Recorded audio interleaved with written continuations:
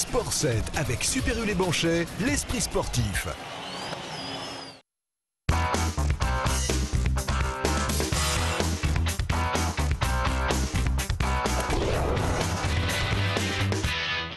Bonjour à tous, bienvenue dans Sport 7. Savez-vous combien de temps il faut pour faire le tour du Mont Blanc? Alors en G7, on a un collègue, Olivier, qui l'a fait cet été. Il a mis une dizaine de jours, mais en marchant. En courant, il faut un peu moins de 30 heures. C'est en tout cas ce que nos deux invités ont réalisé cet été. Bonjour messieurs. Bonjour. Alors bonjour Éric Berruet, vous êtes originaire d'Avrier, vous avez 33 ans. Et Erwan Rouxel à vos côtés, vous êtes originaire d'Écuyer, vous avez 35 ans. Vous êtes tous les deux des trailers. Votre truc, c'est la course nature. Vous avez participé entre le 28 et le 30 août dernier à une course unique, c'est l'Ultra Trail du Mont Blanc. On va tout de suite voir une carte du parcours pour se rendre compte de ce quoi il s'agit. C'est simple, c'est le Tour du Mont Blanc au départ de Chamonix, dans le sens inverse des aiguilles d'une montre. Vous passez en Italie à Courmayeur, puis en Suisse à Champex avant de revenir sur Chamonix. Vous passez par plusieurs cols réputés difficiles. Il y a le col du Bonhomme, le col de la Seigne. Au total, ça fait 166 km, 9400 mètres de dénivelé positif. C'est absolument énorme parce que c'est l'équivalent de 4 marathons et 2 fois l'ascension de l'Everest depuis le camp de base. Alors, je vais vous dire bravo parce que vous avez fait des temps canons. Erwan, c'était votre deuxième expérience? Exact, ouais. Et vous avez bien progressé. Combien de temps vous avez mis? 35h30 cette année, pour 42 heures, un peu plus de 42 heures l'année dernière. Donc c'était bien de revenir une deuxième fois. Ouais, c'était sympa. Eric, vous, c'était première expérience d'une telle course? Première fois que je dépassais les 100 km et première fois pour l'Ultra Trail du Mont Blanc. L'année dernière, j'avais fait la 3C, on appelle ça, la Courmayeur Champex Chamonix. Et j'avais fait 53e en 16h30. Et là, première fois que je m'aventurais sur du aussi long. Oui, alors 56e en 29h18. Erwan, comment vous jugez la performance de votre collègue? Ouais, c'est assez exceptionnel, c'est-à-dire quand même parmi les meilleurs Français du moment. C'est un peu, il y a un gouffre quand même entre la tête de course et le reste du peloton. Et c'est vraiment une belle performance. On verra tout à l'heure, le vainqueur met une vingtaine d'heures. Donc là, ça va très très vite. On va se retrouver tout de suite le vendredi 28 août à 18h30. On est à Chamonix, départ de la course. Vous êtes 2300 à courir, 12 coureurs du Maine-et-Loire, dont vous deux, et je rappelle que vous ne vous connaissiez pas à l'origine. Qu'est-ce qui vous porte, qu'est-ce qui vous fait courir comme ça, Erwan? Le plaisir avant tout, le plaisir de faire un joli truc. Le dépassement de soi, c'est quand même un petit challenge personnel, voilà. Et puis tous les moments qu'on partage après avec la famille, avec les amis, les copains en course, voilà. Mais voilà, c'est un peu tout ça, avec beaucoup de plaisir en tout cas. Eric, je veux dire, une ambiance comme celle-ci, ça doit être génial. C'est assez exceptionnel, c'est vrai que ça attire beaucoup de monde. C'est une épreuve, l'épreuve phare en trail, qui attire beaucoup d'étrangers aussi. Donc c'est vraiment un plaisir de participer à une telle fête. Et c'est vraiment une belle épreuve. C'est vrai que là, on voit déjà quelques images du Mont Blanc. Vous avez bien eu le temps de découvrir pendant toute la course? Bah oui et non en fait. On est quand même très dans notre course et on ne prend jamais vraiment le temps de relever la tête, de regarder. Enfin, on regarde, mais pas autant qu'on pourrait croire. En tout cas, pour ma part, je crois que c'est pour beaucoup de monde pareil. On est concentré sur notre course et on ne voit pas tout ce qu'on pourrait voir. Il faut le faire plusieurs fois pour tout voir.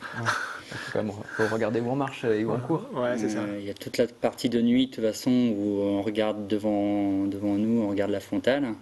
Et après, moi j'ai pu profiter un petit peu sur toute la partie en balcon entre Courmayeur et le Grand Col Ferret, où là on a une belle vue sur le massif du Mont Blanc. Mais c'est vrai que sinon, on regarde devant s'il n'y a pas des racines ou s'il n'y a pas des pierres. Alors, on va voir à quoi ressemble le terrain et le parcours. C'est justement quel environnement quand vous êtes dans ce tour du Mont Blanc?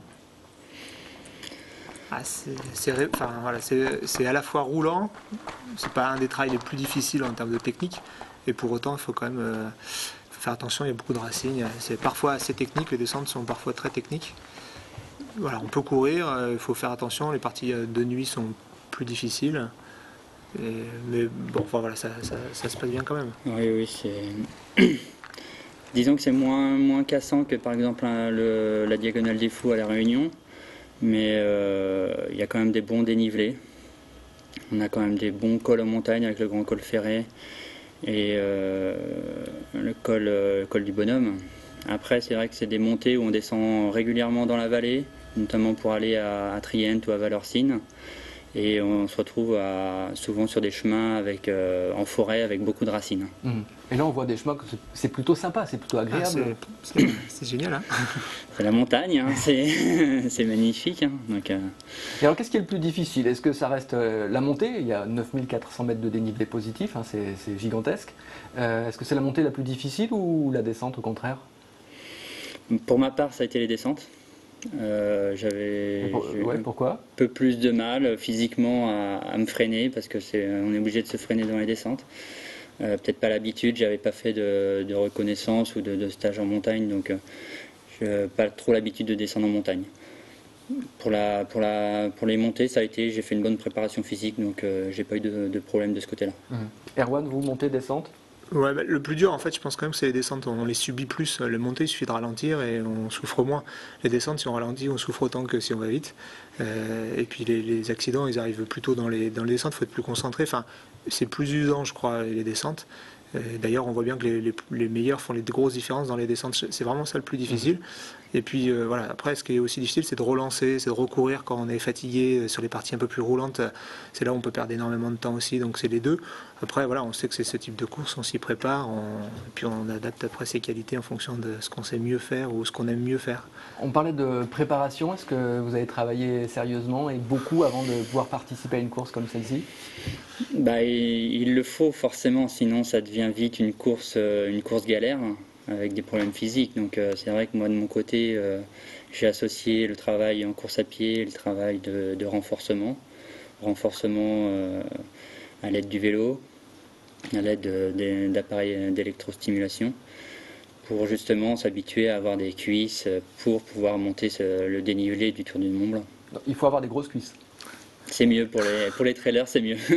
Qu'elle fonctionne bien, quoi. Ouais. Oui.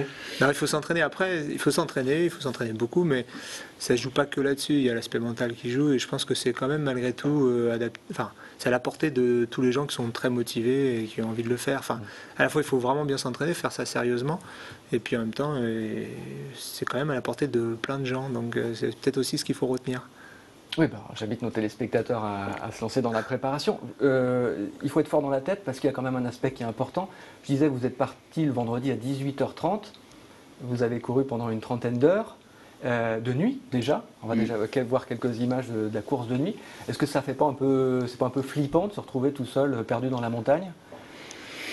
C'est ce qu'on cherche. C'est exactement ça. C'est ce qu'on cherche, un petit peu de se retrouver Piment, ouais, seul en montagne. C'est vrai que... Il y a un côté magique en même temps. Toute la première nuit, malgré tout, il y a du monde, donc on voit les frontales. Enfin, c'est un spectacle assez merveilleux de voir les frontales devant, derrière. Et puis, oui, c'est sûr que c'est le côté aventure, il joue pleinement. Là. La nuit, c'est génial. Quoi, donc, Et est-ce que vous êtes fréquemment avec des gens autour de vous ou il arrive que vous soyez vraiment paumé, enfin, ou perdu, on va dire? La deuxième nuit, on est vraiment quasi seul. La première, tout le départ, etc. Toute la première partie nuit, on est quand même bien accompagné. En revanche, la deuxième nuit, on est pas mal seul. Ouais. moi, c'est vrai que même la première nuit, je me suis retrouvé assez seul. Même la descente vers les Chapieux, je me suis retrouvé vite seul. J'ai fait la descente avec un seul gars. Et après, on voyait les frontales, mais assez loin quand même. D'accord. Et c'est quoi votre rythme? Parce que vous avez fait la course en 29h18. Est-ce que vous êtes arrêté? Est-ce que vous avez dormi? Moi, j'avais fait le choix de dormir à un endroit précis par avance. Combien de temps? Donc j'ai dormi 20 minutes. C'est bien. Instantané, de 20 minutes, mais qui m'ont bien...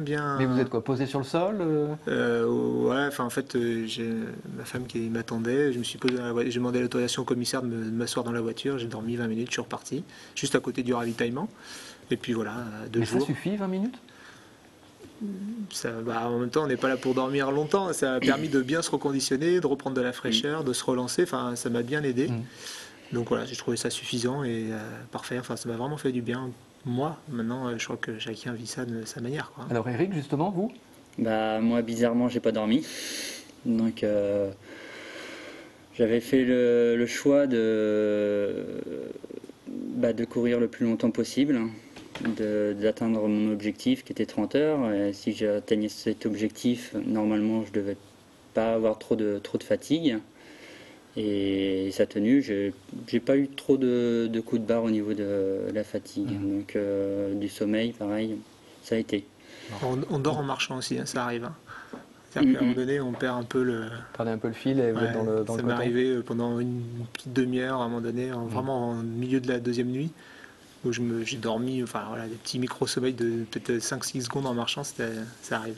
Alors l'Espagnol Kylian Jornet, qu'on va voir tout de suite à l'image, a mis lui 20 heures. Ça vous fait rêver? Bon, même pas, c'est exceptionnel, quoi. C'est un extraterrestre. C'est impossible pour nous. Il court tout le temps. Ouais. Oui, en grande partie. Ouais, Il court tout le temps, mais en même temps, voilà, il a l'habitude, hein, il habite la montagne. Ouais, parce que vous êtes quand même des gars de la plaine. Et C'est quand même assez fou d'imaginer que vous pouvez aller courir là-bas. C'est pas naturel chez nous. Puis bon, en même temps, il y a des vraies différences de qualité. Il est champion du monde de ski alpinisme et il a le record du monde du kilomètre ascensionnel. Enfin bon, voilà. Il a battu le record du GR20 cet été là. Donc, Bon, c'est pas mal. Voilà. Très rapidement pour terminer, on va voir une image du sommet du Mont Blanc. Vous en avez fait le tour. Est-ce que maintenant vous n'auriez pas envie d'aller au sommet? Si, c'est prévu, un de ces jours, ouais. Si. Eric? Oui. Et ben voilà, vous pouvez monter une cordée. Ouais, par deux. Et puis il nous reste quelques secondes. On va faire un petit peu de promo, Eric, pour une épreuve que vous organisez à Écuyer le 12 décembre prochain. C'est un trail nocturne. Voilà, exactement. L'idée d'accueillir tout le monde pour une fois, plutôt que d'être participant, on va accueillir tous ceux qui veulent découvrir le trail. 9 km, 21 km, de nuit, cet hiver, sur des chemins, un peu de boue, 2 châteaux à traverser. Voilà, vraiment une épreuve sympa. Sympa. Vous allez courir? Je vais participer, moi. Bon, très bien. Merci beaucoup. Bonne suite à vous. Bonne semaine. Merci d'avoir suivi ce Sport 7. À bientôt.